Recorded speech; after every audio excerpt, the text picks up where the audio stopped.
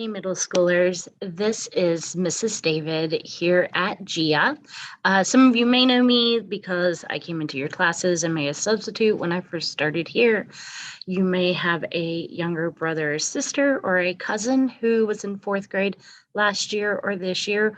Or, you might even know me as Stella's mom, current eighth grader here at GIA. But no matter how you know me, many of you have had questions about what is this random Google Classroom that has popped up called an impact project. So I wanted to explain a little bit about that to you. Some of you may have remembered last year in April, here at GIA, we did a Global Youth Service Day project. For some of you, you made cards that went to first responders, police officers, to members in our nursing home community. Some of you made stress relief objects or fidget toys. Some of you put together blankets and did canned food drives. There are many, many different projects that we held at GIA, and it was part of something called Global Youth Service Day, where all around the world, youth between ages 5 and 25 were getting together and doing some type of project that made an impact in their community, made an impact at their school, or was to make a difference, doing something kind for one another. Now, here at GIA, we have core value 5 that we say it all the time, but what does it really mean? And a lot of it is that we value here at GIA building our students and having you develop the skills that's going to help you be successful and go out into our local community, Pinal County, Casa Grande, Eloy, Arizona City, and being great citizens, but also contributing, making a difference. And that is what these impact projects are for. So why is this so important to me? Why am I doing this?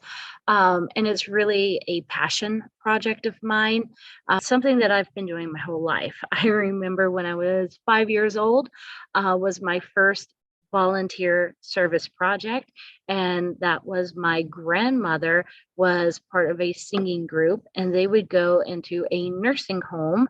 They went like every third Sunday, and they would sing or they would play games and do bingo, and they really thought it was cute to have a 5-year-old come along and participate and sing along with them. And the older people who were in that retirement nursing home loved it because so many of them do not have family members local that could come and visit them and see them. So any opportunity that they had to have little kids around, they loved it. Then when I got into elementary and middle school, I enjoyed school, but I was never like the number one smartest student in my class. I was not all that great at sports, even though I loved softball, but I just wasn't all that great at it. Was not a good singer at all. I loved music. I joined the band and tried to play an instrument, but I never really found the thing that I felt I truly excelled at until it came to community service and volunteerism and being able to do it. I suffered, especially in middle school. Well, starting from when I was about 10, my family moved, and we moved across the country from North Carolina to Colorado. And that is when I first started suffering from anxiety. And it was something that was very, very present. I would have panic attacks. And the one thing that could kind of really come across and help me with that was going out and volunteering and doing service. One, because it took me out of my head, and I needed to find a way to kind of get out of my head and be able to do something that was good and do something productive. And community service became that for me. For many of you, that is sports. For many of you, that could be doing video games. For many of you, it is either writing or doing something creative, artwork, all those things. But for me, it became service. And then once I started doing it, and I remember the first project was adopt a family during the holidays, where we actually collected gifts that were then given to a family that had a lot of children in it, and only had one parent who was working. And we were able to go and deliver the items and just let them know that, hey, there were people in the community that cared about them. That's when I started getting hooked. And I was like, well, what else can I do out there? Now, I did a Google form, and I do appreciate many of you who went and filled it out to kind of give me an idea of where we're at here at GIA among middle schoolers. And I do see that we have a large percentage, almost half, who, when I asked the question, do you believe that you can make a difference in our school or in a community? The common answer was maybe. And I know maybe becomes kind of that just answer, like, I really don't know what to answer. So maybe is the safe choice. What it tells me is that maybe we're just not aware of all of the ways that we can make an impact, that we can make a difference. So I also asked you the question, what makes you mad or what makes you sad? And I loved all of the answers that I got. There were some very humorous answers. There were some very touching answers. But the reason I asked that is what makes us mad or what makes us sad can kind of fuel how we want to make an impact or make a difference. I know we have one scholar who is here at GIA that I actually got to meet, even though she was included in a book that my daughter and I wrote years ago. Who something that made her sad was her younger sister was ill, had to go to a bunch of doctor's appointments, and um, they found that at all these waiting rooms, there was nothing fun for the kids to do. Kids who were feeling that anxiety, who were feeling nervous about being there in the doctor's office, and needed something to keep their minds occupied or something to make them kind of enjoy the experience. And so her and her family started doing that. They started collecting toys and items that could be donated into the doctor's offices and into the waiting rooms. That's an example of taking something that you see that makes you mad or makes you sad and figuring out what can we do to change it. Now, I know that there can be issues with transportation. Do I have to travel somewhere? Um, Mrs. David, I don't have a job. I don't have a way to get money to be able to purchase things. Guess what? There are ways around that. And I'm going to show you and tell you over these next couple weeks how you can do that. I wanted to kind of record this video just to give you an explanation, an introduction to what we're going to be working on. We are going to have some opportunities on Fridays that you can come in, that if you have a specific project you want to do, we can do that. We're looking for leaders. We're looking for middle school scholars who want to take ownership over a project. And even if you're like, Mrs. David, I have no idea how to even start this. This is just kind of a dream. Um, how do I do it? We're going to be able to work through that. And very, very quickly, I just want to tell you how we're going to work through that. And that is through the 5 steps of making an impact.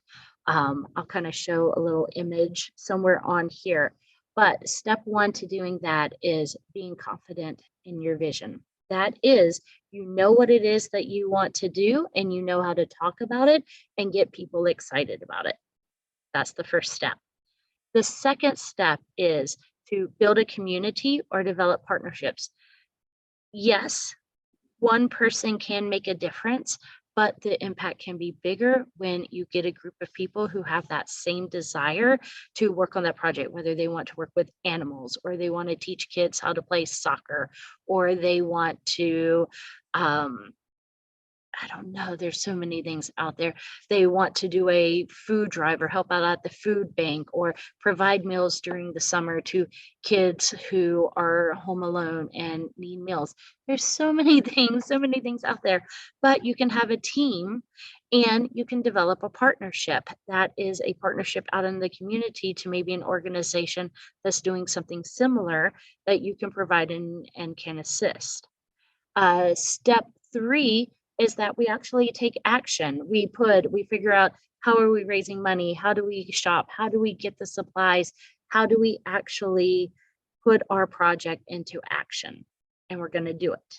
And I am committed to helping any of you who have an idea for a project, helping you figure out how to take action and get it done.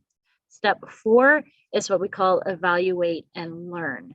Many of the skills that you get from doing a project is going to help you be successful in the future when you go on to high school, when you go on to college, when you get that first job. Customer service skills, how do you talk to people? Any of those types of skills. How do you manage money and a budget for a business? You learn that doing service. So we're gonna learn from what we do. And if it is just an utter failure, we learn from that, because failure just means that maybe the project didn't go well this first time, but then you learn from it and then you totally succeed the next time. And then the last, which I always love, step 5, celebrate and appreciate. Who can we appreciate that helped you with your project, and how do we celebrate the successes you did have? We have awards, we have grants, we have the Presidential Volunteer Service Award that we want to give to scholars and give to families and give to people part of our GIA community.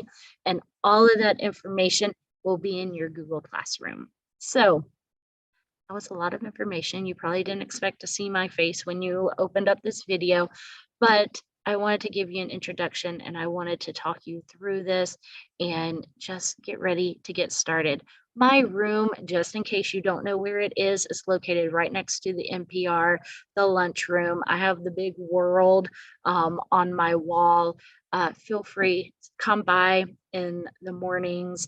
After school, I'm usually at sibling dismissal. Let me know if you have an idea, if you have something that really, really bothers you and keeps you up at night and you're like, there's got to be a way that we can change this. We can we can do it. So again, that's why I'm here. It is, other than teaching and helping my scholars be successful, this is my passion, is that you feel confident and that we can get every person who answered maybe to know that you do have the ability to make a difference and make an impact here at GIA, also in the community, and whatever it is you decide to do in the future after you leave here.